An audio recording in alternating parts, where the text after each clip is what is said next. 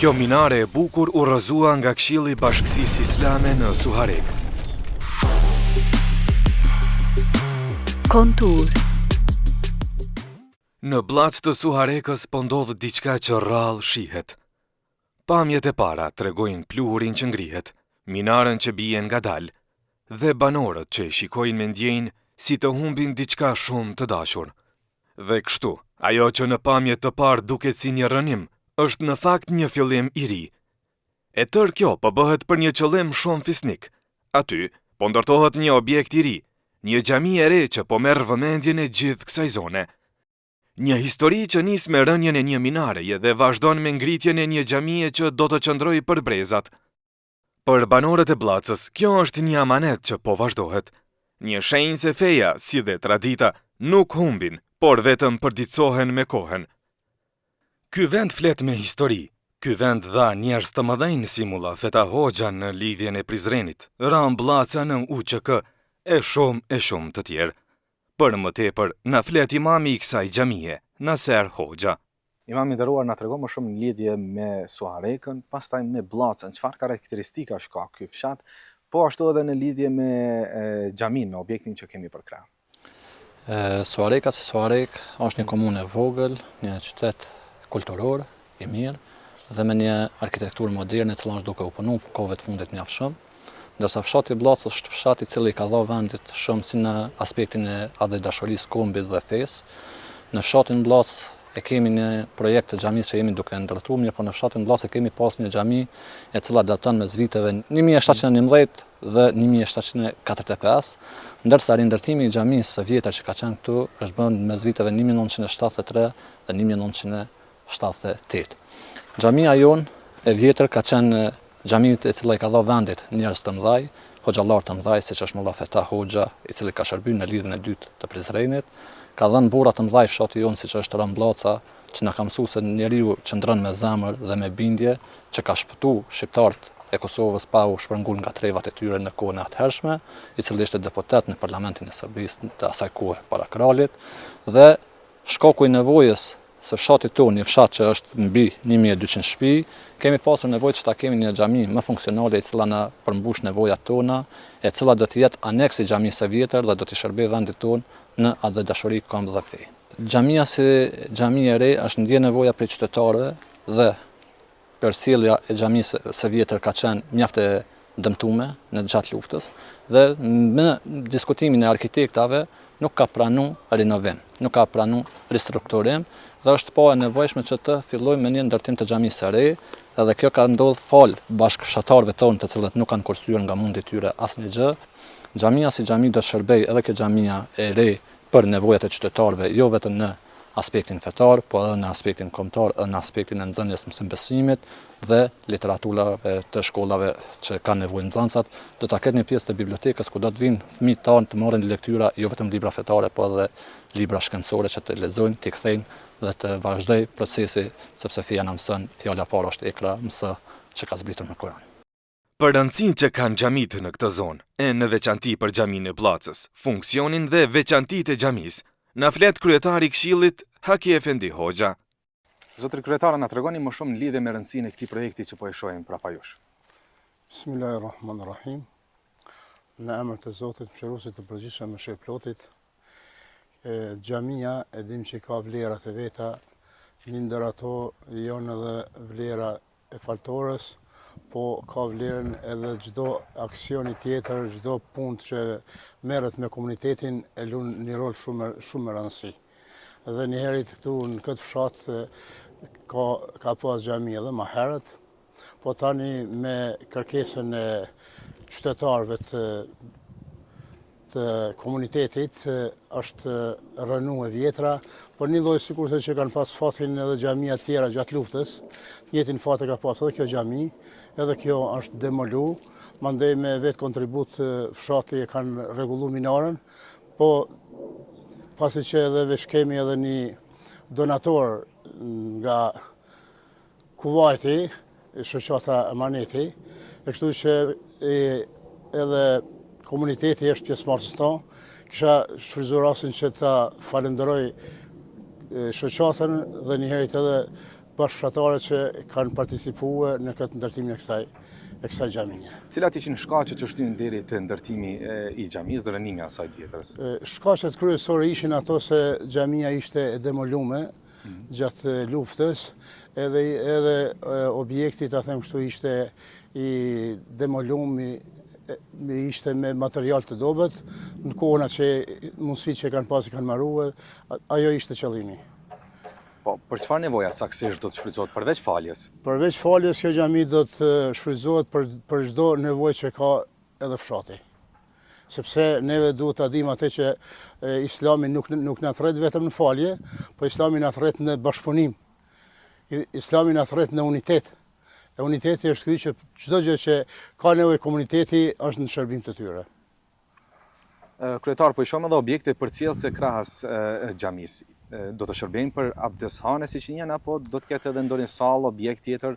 Po i kemi këtu në krahun e majtimin, e kemi një ndërtesë e cila është ndërtuar me vetë kontributin e fshatarëve. Ajo shërben për të pamet të fshatit përgjithësi. Edhe tjetra tani veç po shihet që duke ndërtuar është për, siç po i quajmë na këto morge, për morg, po edhe krahas asaj do të bëhet edhe abdeshania. Kryetar, në cilën fazë janë aktualisht punimet dhe kur pritet të përfundohen? Punimet në këtë xhami janë në fazën e përfundimit, thuaj, presmi që për afërsisht në fund vitit ose në fillim të vitit ardhshëm të startoj me xhamat, ta them kështu, të filloj punën në xhamia. Kryetar, përmendet që këto xhamia janë bërë nëpërmjet donacioneve, po ashtu edhe objektet përcjellse nëpërmjet ndihmave të qytetarëve. Cili është mesazhi juaj për qytetarët që ofrojnë ndihmë për projekte të tilla nëpërmjet Këshillit të Bashkisë Islame të Suarekës në këtë rast? Mesazhi im është ky që çdo ndërtesë e cila bëhet, ajo llogaritet edhe hajrat në literaturën tonë fetare, që për çdo cent, ta quaj kështu, do të jetë shpërblys Allahu xhaleshanehu. Mesazhi im është ky, ata të cilët kanë pasuri, le ta shfrytëzojnë pasurinë këtë botë, sepse na mëson një ajet kuranor që Allahu na thotë do të vijë një ditë kur nuk do të ketë dobi as pasuria juaj, po as evladi juaj. Edhe është Zoti që këtë mesazh ta marrin ata të cilët kanë pasuri dhe ta shfrytëzojnë në rrugën e hajratit. Në çdo hajrat. Pavarësisht a është xhami, a është shkolla, a është ambulant, ajo e cila është në shërbim të atij komuniteti. Këto mesazhe që po mundsohen me ndihmën e dashamirëve po vihen në praktikë nga arkitekte e mrekullueshëm siç është Asim Vatovci.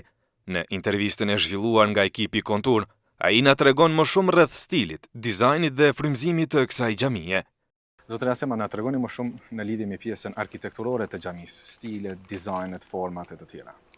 Po, xhamia i përket stilit bashkëkohor, domethënë të kohës sonë, është unike dhe veçantë, me një bazë drejt këndshë, rreth 13 me 23 metra dhe një lartësi prej 10 metra.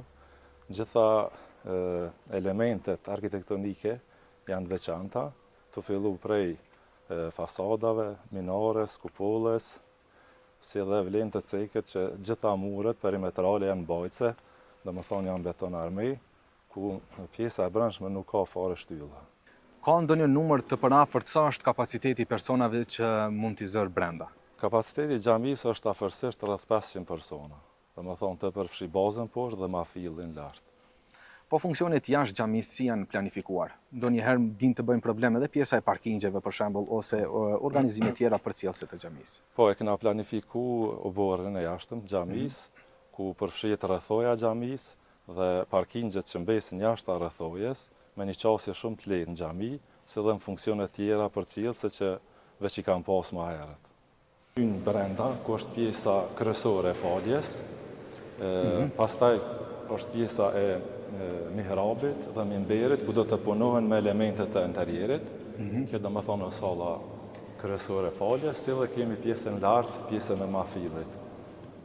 Kur që shtëm edhe më herët, do më thonë komplet hapësira është pa shtylla brenda, me një kupull karakteristike dhe sistem mbajtës karakteristik, me hapje të mëdha, me ndriçim natyral, Kjo sa i përket ndriçimit, është kjo pjesa kur flisnim për pjesën e ndriçimit natyral.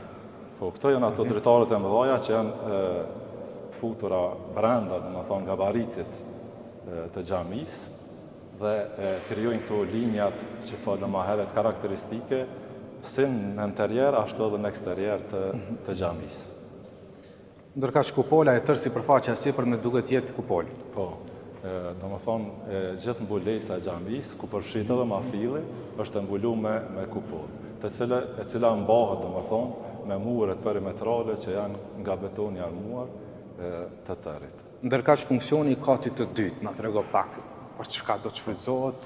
Po, kryesisht është për falje, domethënë për gjinin femërore, që janë karakteristike gjitha xhamijat, nuk ka ndonjë funksion tjetër. Në horizontin e Suharekës po ngrihet edhe një xhami tjetër po aq e rëndësishme.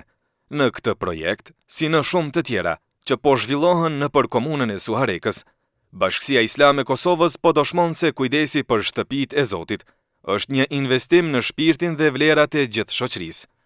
Aty punimet po ecin me ritme të qëndrueshme dhe shumë shpejt priten të përfundohen. Na tregoni më shumë edhe në lidhje me projektin në Shirok që është duke bërë. Tani që në komunën tonë janë 2 xhamia ku e bllocës është përfundime sipër, ndërsa në Shirok dikun rreth 60% janë afro punët. Në Shirok e kemi një donator i cili ka shpreh dëshirën, po ka mbet anonim. Sot investimin të tërë ka bë një person. Dharë Zoti që Allah ati t'ja shpërblej punën të cilën e ka bërë, dhe një herit në fshatin Bllac ku jemi tani, ka pas xhami edhe më herë, ndërsa në Shirok nuk ka pas xhami asnjëherë, xhamia ndërtohet për herë të parë. Në Suharek po u kushtohet rëndësi edhe shumë objekteve të tjera të cilat po renovohen, siç janë xhamia e Bardhën në Suharek, xhamia në fshatin Samadragj, Doberdelan, fshatin Leshan dhe në Perbisht, shuma e të cilave shkon rreth 200.000 euro. Këto projekte janë dëshmi se tradita jonë fetare nuk harrohet, por ringjallet çdo herë më e fortë, në duart e atyre që besojnë se mira ndërtohet me dashuri, ashtu siç porositi profeti ynë. Ai që ndërton një xhami për Allahun, Allahu ja ndërton një shtëpi në xhennet.